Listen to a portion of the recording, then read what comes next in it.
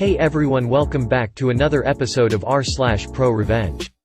In today's episode, threatened to beat up my roommate, enjoy failing your class. They tore up my grandfather's garden. He tore up their car.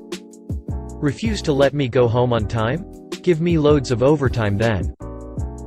Before we get into today's episode, remember to subscribe so you never miss a video. So let's get started. Threatened to beat up my roommate, enjoy failing your class. During my second year in college, I lived with 3 friends in a house that had another 4 other guys living on the other side of the house. The 2 sides of the house had a lot of mutual friends as my roommates had known them from high school.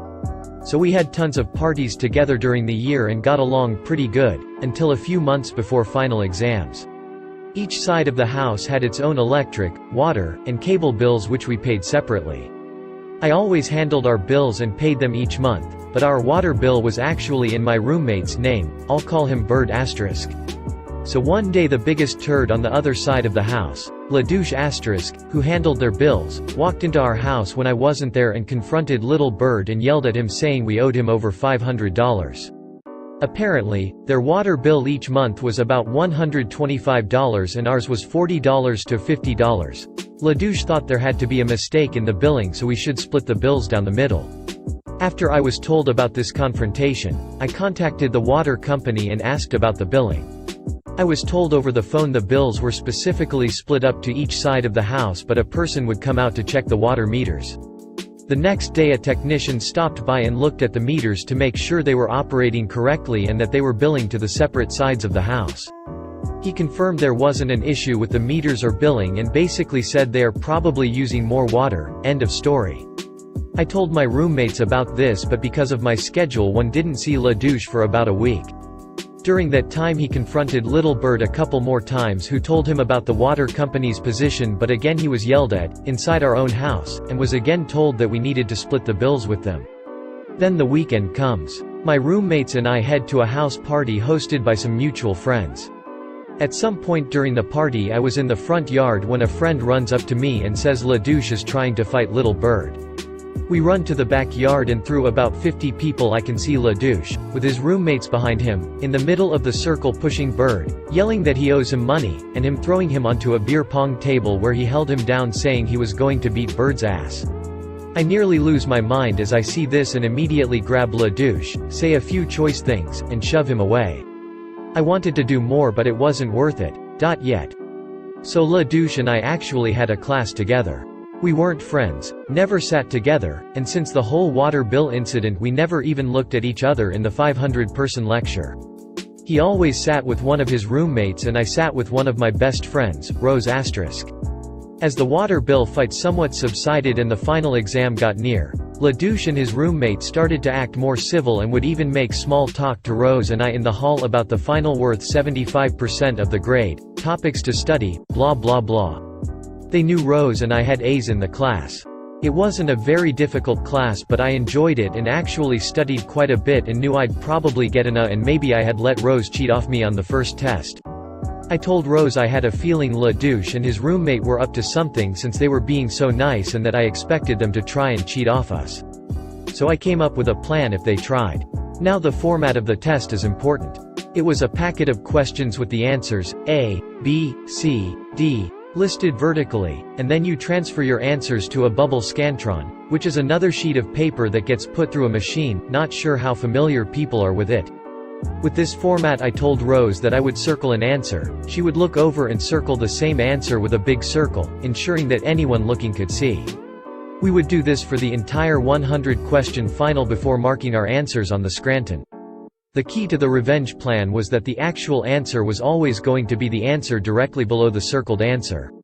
So if we circle A, the answer we put on the Scantron is B. If the circle answer is D, the answer we put is A. For a few days I kind of thought I was being weird and crazy to come up with this plan because there was no way this guy actually thought he would cheat and I was blinded by anger.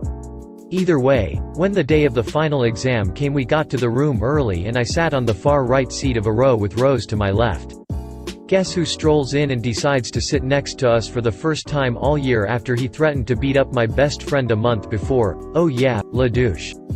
Dude had no shame and snuggled right in the seat next to Rose with his roommate next to him. Rose and I could barely believe it and had to use some serious composure before the test started. The two of us operated like a well-oiled machine. We circled our answers large, and at the end we went back through and marked the correct answers onto the Scantron. During the test we could both see LaDouche and his roommate leaning and copying our circled answers. Unreal. Fast forward to the summer break, and LaDouche's roommate came over to our side of the house when he saw Rose was with me. He opened a beer and chatted for a bit before he finally got to what we were waiting for. "So how did you guys do on that test?"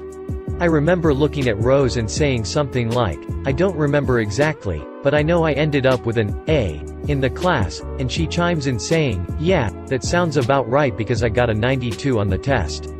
The look on his face told us everything we needed to know, and he mumbled out, "Really? LaDouche and I both failed and have to take the class again." They tore up my grandfather's garden. He tore up their car. My dad told me this story a few years back. My grandfather lived in a really rural area in Georgia. This was around the late 1930s, early 1940. My grandfather owned a farm and had a garden. He had planted various veggies. Well, the only neighbors were about a mile away. And for some reason the neighbors would drive their Model T through the garden, tearing up the veggies. My grandpa would have to replant the garden. The neighbors kept doing this. So here comes the revenge part.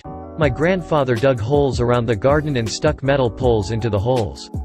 He covered up the holes with leaves. A few days later the neighbors drove through again. My dad said they tore the undercarriage out and had parts strewn all over the place. He couldn't remember what happened after that. But I don't think they did that again. Refuse to let me go home on time? Give me loads of overtime then. My supervisor was one of those little pricks who did absolutely nothing and loved being in power and was always on a power trip. He delighted in being the supervisor even though he didn't know how to do his job and was horrible at it. He loved holding people over their shifts just to see them squirm and run late to whatever things they had planned after work. He loved to belittle me and call me useless and stupid. In the state where I work at, any shift worked over 5 hours entitles you to a 30-minute unpaid lunch break. And if you don't clock out or take a lunch break before then you automatically get a full hour's worth of pay. I was also entitled to double time if this happened for consecutive days in a row. I was routinely scheduled for shifts that were 4 hours and 45 minutes, which just cut me short of the 5-hour mark. Before my shift would end, I would make a show of looking at my watch and talk excitedly about my plans after my shift.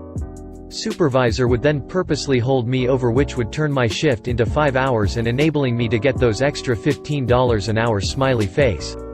Or I would purposely be slow at a task, in which he would laugh at me and say, "It's so cute and pathetic at how slow and bad I am."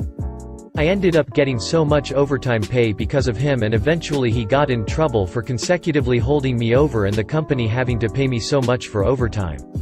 Fuck with me, and I'll fuck with you. If you made it to the end of the video, thanks for watching. Remember to subscribe and we'll see you in the next video.